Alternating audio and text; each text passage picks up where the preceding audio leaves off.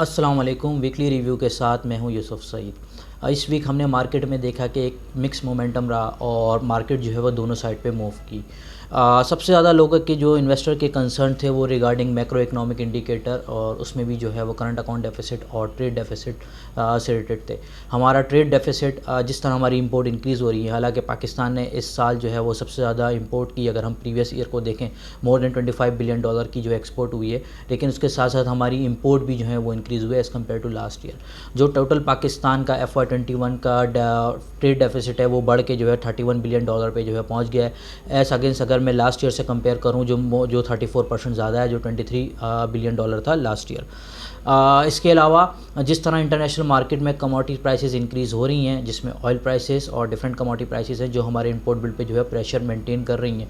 और आगे जाके एक्सपेक्टेड है कि ये ट्रेंड जो है आगे आने वाले महीनों में भी जो है वो कंटिन्यू रह सकता है। इसके अलावा इन्फ्लेशन जो सेकंड एक मेजर कंसर्न था लोगों का, जो एक एक्सपेक्टेशन थी कि जो लास्ट 2 मंथ से डबल डिजिट में आ रही है, वो एक्सपेक्टेड था कि शायद जून के महीने में भी जो है डबल डिजिट इन्फ्लेशन आए, लेकिन हमने देखा कि जो इन्फ्लेशन है वो 9.7% पे आसपास जो है वो सेटल हुई है। और अगर मैं ओवरऑल एवरेज इन्फ्लेशन की बात करूँ FY21 की, तो 9% से नीचे रही है। जो एक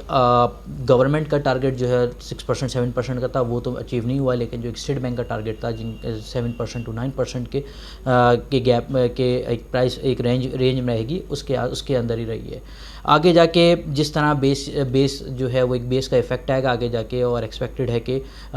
जो आगे आने वाले महीनों में इन्फ्लेशन जो है वो स्लो डाउन होते हुए हमें नज़र आएगी। इसके अलावा बजट भी जो है वो इस वीक पास हो गया, और उसमें कुछ अमेंडमेंट के साथ जो है वो बजट जो है वो उसे पास कर लिया गया नेशनल असम्बली से। इसके साथ साथ अगर बात करें कुछ और वॉल्यूम्स के नंबर्स की या कुछ और इकोनॉमिक इंडिकेटर्स की, जिसमें जो है वो पेट्रोलियम सेल्स का डेटा भी हमने देखा कि इस वीक आया, और उसमें एक 19% की एक बहुत अच्छी ग्रोथ जो है नज़र आई है। इसमें बहुत सारे रीज़न थे, और उसमें अगर जो तीनों अगर मैं जो मेजर पेट्रोलियम प्रोडक्ट्स होती हैं, जिसमें गैस, डीज़ल और फर्नेस ऑयल, इन तीनों में डबल डिजिट जो है वो ग्रोथ देखी गई है। मेजर जो इसमें ग्रोथ आई है वो फर्नेस ऑयल में आई है, जिसमें हमने देखा कि 55% का इंक्रीज़ था, और उसका रीज़न यही है कि हम अपनी जो इलेक्ट्रिसिटी की रिक्वायरमेंट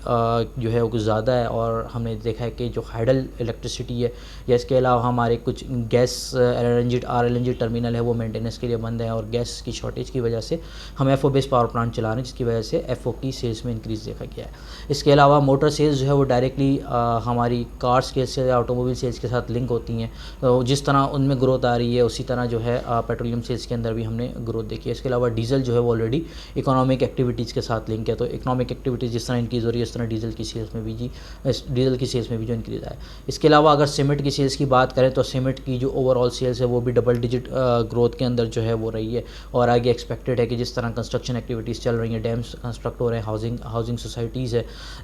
या इस तरह के जो भी कंस्ट्रक्शन वर्क हो रहे हैं वो इसी तरह कंटिन्यू रहेंगे, और एक्सपेक्टेड है कि शायद जो सीमेंट की जो सेल्स है वो इसी तरह कंटिन्यू रहे। इसके अलावा कुछ वर्ल्ड बैंक भी जो है वो लोन डेफरमेंट से रिलेटेड बातें कर रहा है, और पॉसिबली उसमें जो है वो पाकिस्तान का भी या G20 कंट्रीज़ जो है वो पाकिस्तान का लोन जो है फर्दर और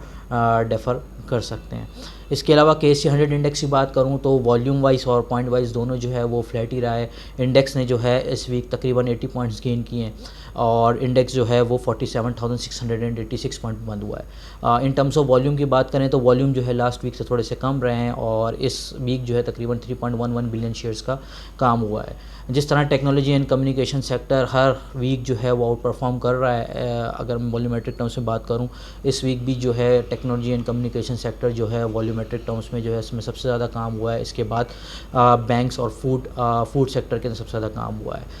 वॉल्यूम लीडर में सिंगल स्क्रिप वाइज बात करें तो WTL, सिल्क और हैस्कॉल जो है इनमें सबसे ज़्यादा काम हुआ है। और इसी तरह अगर पॉजिटिव पॉइंट में बात करें तो TRG, AGP, लकी, यूनिटी, ये वो स्टॉक्स हैं जिन्होंने सबसे ज़्यादा पॉइंट कंट्रीब्यूट किए हैं इंडेक्स के अंदर इस वीक में। और अगर पॉइंट्स नेगेटिव कंट्रीब्यूशन की बात करें तो HBL, हबको, UBL और OGTC जो हैं इन्होंने नेगेटिव पॉइंट कंट्रीब्यूट्स किए। नेक्स्ट वीक हमें लगता है कि मार्केट इसी तरह जो है वो मिक्स्ड ट्रेंड के साथ चलती रहेगी और आगे जाके देखना होगा कि हमारे इकोनॉमिक इंडिकेटर्स या इकोनॉमिक डेटा आता है वो किस तरह आता है और वो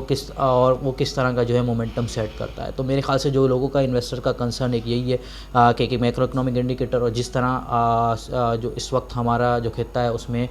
जिस तरह की सिचुएशन क्रिएट हो रही है, ख़ास तौर पर जब US अफ़गानिस्तान से निकल रहा है और जिस तरह की वहाँ से डिमांड्स आ रही हैं, तो मेरे ख़्याल से ये थोड़ा सा जो है आगे जाके मार्केट को प्रेशर में भी रख सकती है। तो मेरे ख़्याल से देखते हुए और एक मिक्स एक मोहतात अंदाजे के साथ और एक मोहतात होते हुए जो है वो नेक्स्ट वीक मार्केट में एंट्री लेनी चाहिए और काम करना चाहिए। Thank you.